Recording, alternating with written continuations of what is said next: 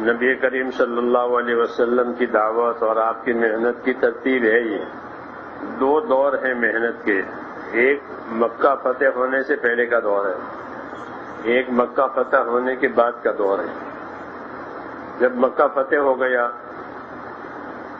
تو کام آسان ہو گیا, اس لیے کہ عرب کے قبائل اس کے انتظار میں تھے کہ کیا ہوتا ہے رسول صلی اللہ علیہ وسلم کے درمیان میں اور قریش میں.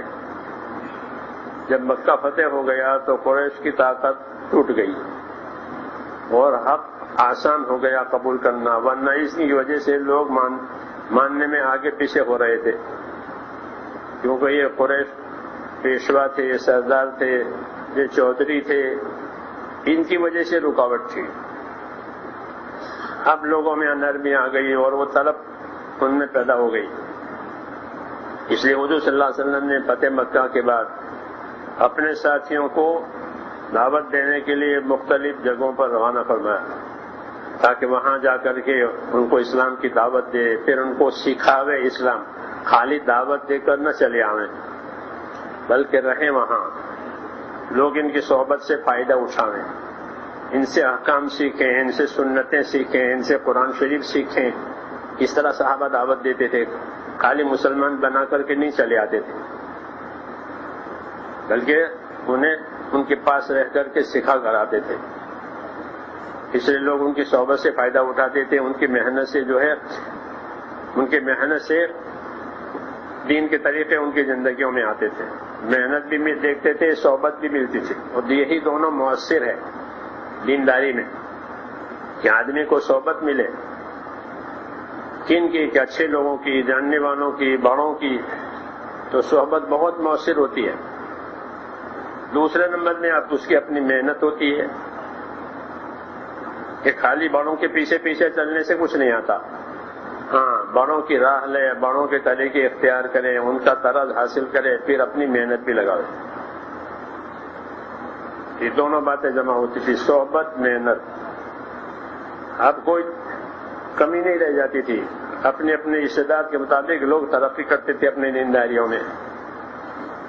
اس لیے حضور صلی اللہ علیہ وسلم اپنے صحابہ کو بھیجتے تھے اور وہ حضرات وہاں جا کر محنت کر کے ان کو اسلام میں داخل کر کے پھر ان کو چھوڑ کے نہیں چلے آتے تھے, ان میں ٹھہرتے تھے جب تک تقاضا ہو یا جب تک رسول صلی اللہ علیہ وسلم کی طرف سے اجازت ہو, اتنا وہاں ٹھہریں گے اور ضروریات دین سے ان کو واقف کریں گے, اس کا عملی طریقہ بتائیں گے.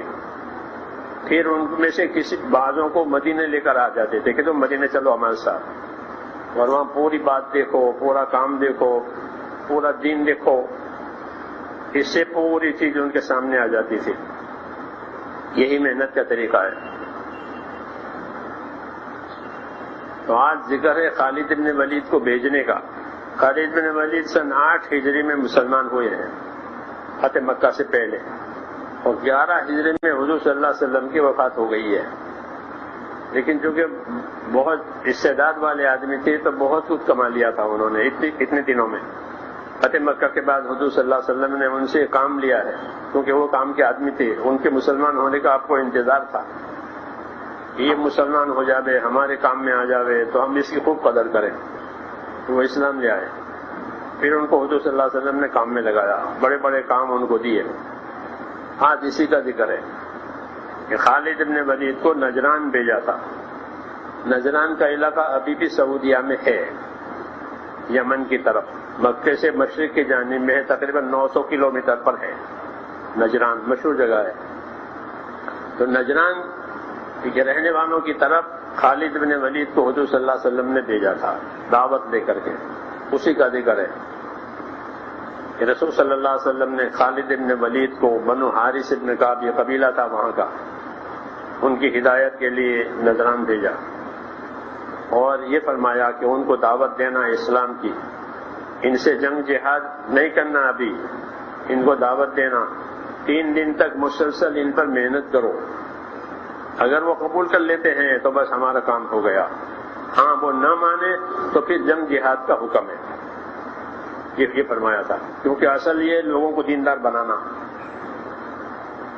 تو خالد روانہ ہوئے, یہاں تک کہ ان کے پاس پہنچ گئے کہ چھوٹی چھوٹی جماعتیں بنا کر کے ان کے درمیان میں پھیلا دی، اور یہ ان کے درمیان میں پھیل کر کے ان کو دعوت دیتے تھے ہر طرف، اور لوگوں کو بلاتے تھے اللہ کی طرف، اے لوگوں اسلام لے آؤ کامیاب ہو جاؤ گے، اے لوگوں اسلام لے آؤ گے۔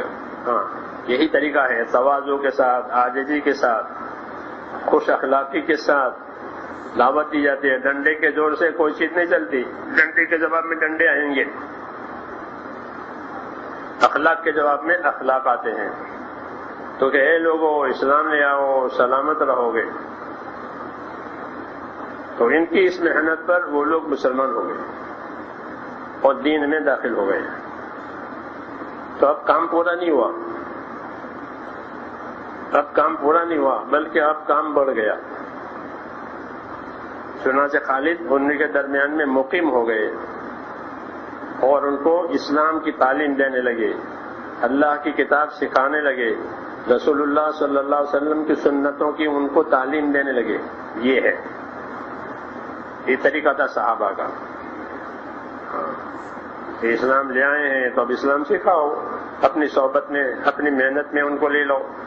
تو خالد وہاں مقیم ہو گئے کچھ عرصے کے لیے، اور مقیم ہو کر کے ان کو اسلام کی تعلیم دینے لگے، کتاب اللہ کی تعلیم دینے لگے، اللہ کے نبی صلی اللہ علیہ وسلم کی سنتوں کی تعلیم دینے لگے، جیسے آپ نے حکم دیا تھا۔